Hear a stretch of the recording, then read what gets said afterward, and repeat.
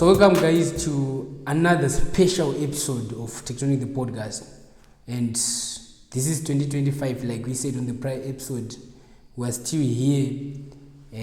I'm your host Bugs, and the content is still the same. I can say it's actually better now. So today I've got a special guest on a special episode. This guy, we're not talking of cool guys, he's one of them.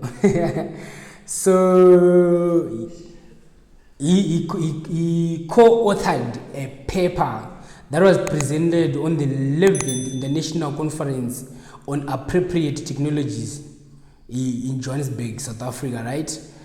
If you don't know what this event is all about, tune in, you explain what this whole event is all about.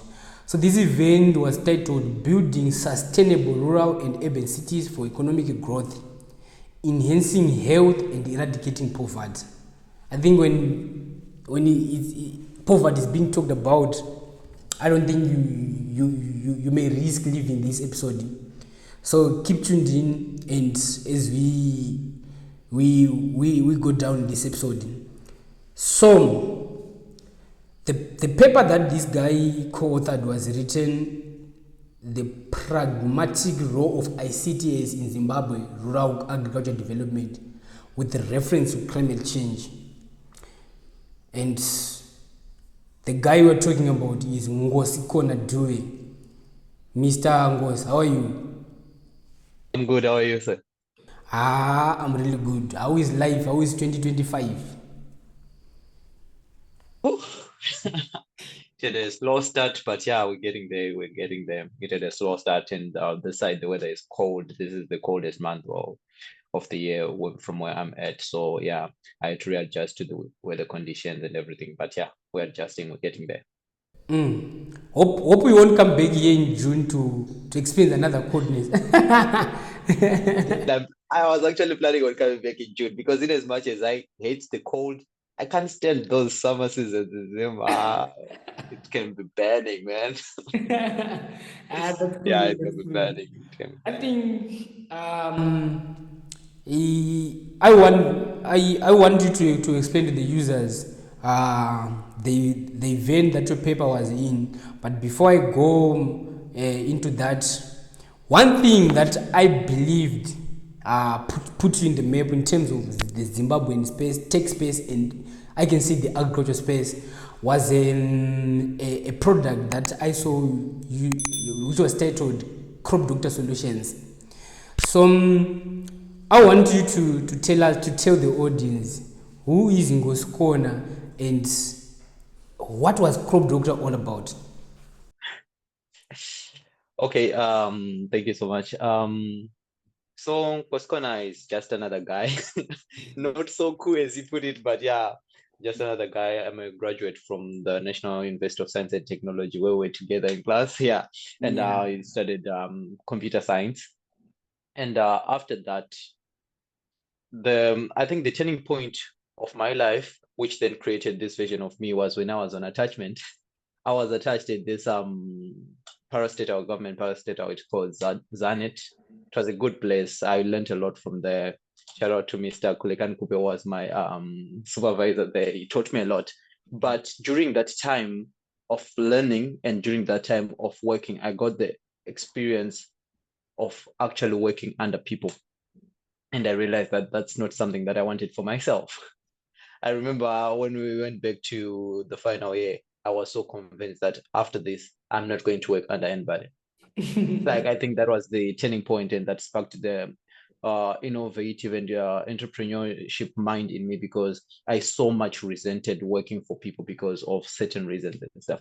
Yeah. So soon after graduation, now it was just post COVID or mid COVID. There was nothing much we could do. But I had a couple of friends, Daniel Gwezu, Lawrence Munetsi, Faro Massimo. These guys I'd worked with before in terms of creating some technologies, but it was all kids game because with Daniel and Lawrence, these were my high school mates, and we had engaged in a couple of competitions in high school. So in the midst of COVID, we're like, we have nothing to lose. What do we do, guys? Let's just try and do something. And I remember, whilst I was also on attachment, Daniel was still doing his degree at the University of Zimbabwe, and we would meet over lunch because I was working close to the UZ, and we decided to collaborate on an effort. I was into agriculture because of my parents' background. Daniel he was studying electrical engineering. So for his final year project, we decided to collaborate on an agricultural drone. That's what sparked the whole interest into smart agriculture. Yeah. It didn't work out because of COVID. There was lockdown. We couldn't import the parts which we needed from China. But now, after we'd graduated, we had time to ourselves. And as it would have it, opportunity presented itself through the Portras Hackathon. We saw the advert for the Portras annual hackathon, which they were focusing on life post-COVID. And we decided to come up with a team. So that was the first startup I founded, which was Agri-Genius.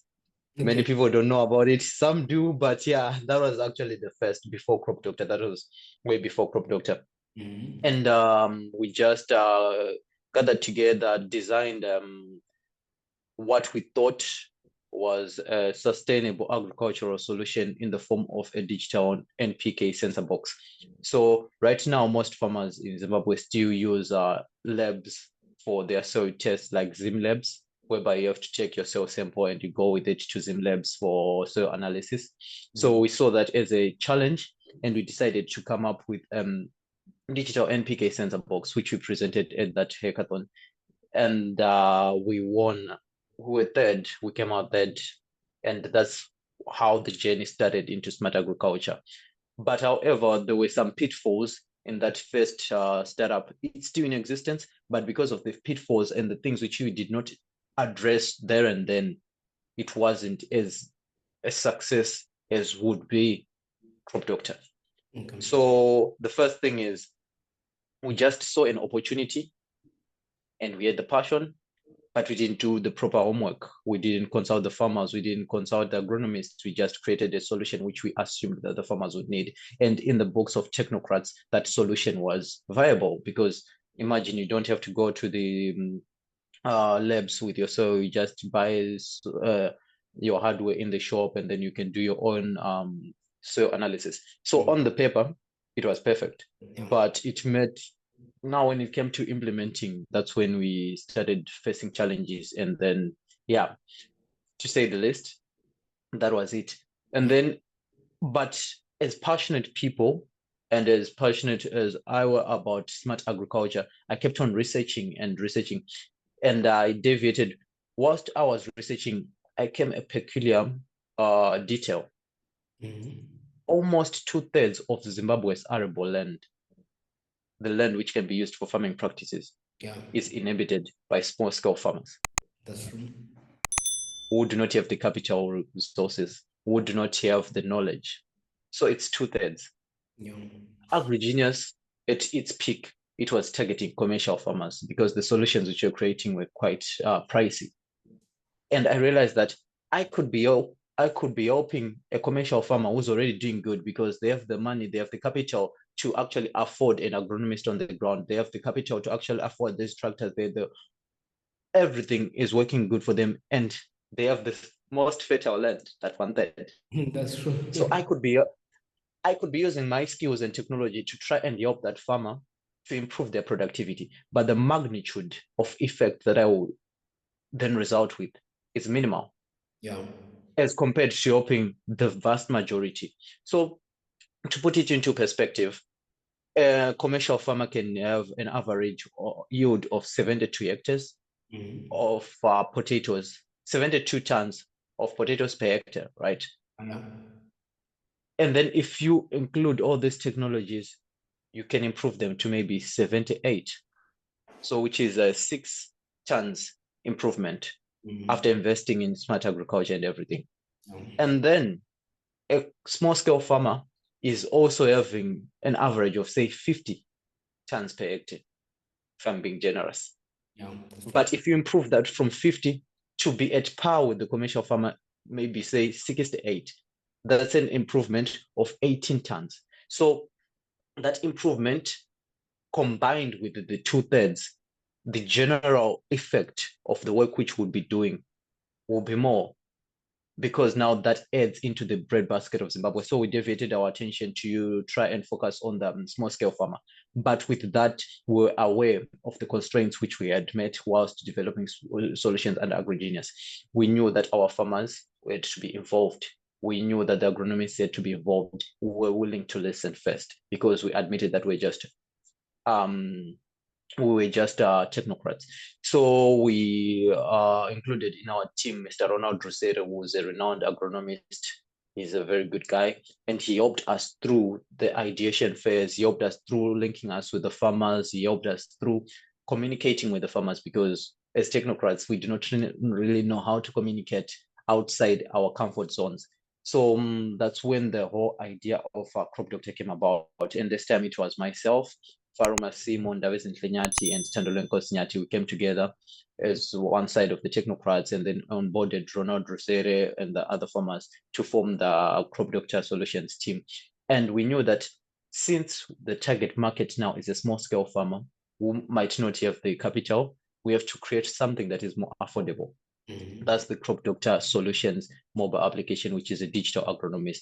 How it works: the farmer, we as an Android smartphone, can just take a pic of the leaf, they scan the leaf, and they get a diagnosis of the leaf. If there is a disease that is almost affecting their plant, they get a diagnosis of that leaf, they get a recommended chemical control and recommended natural controls, and we actually get to link them with the closest shop which sells that chemical control, or the cheapest, depending on their settings and preferences. Okay. So that was solving a huge problem for most farmers in the remote areas: the lack of knowledge and the lack of extension services. This does not in any way undermine the work ADA is doing, because Mr. Miko with his other team, they're doing great work. We actually engaged with him once to see and try to come with common ground of how we can also chip in, but they can only do so much. We also need to be playing our parts. So the digital agronomist kind of like took some weight off, because at the end of the day, the people behind this technology were agronomists. The people were helping the farmers were agronomists, but this tool was just helping to make it easy for them. So yeah, it became an instant sensation. Farmers took it up, and now we still have some farmers who are still using it.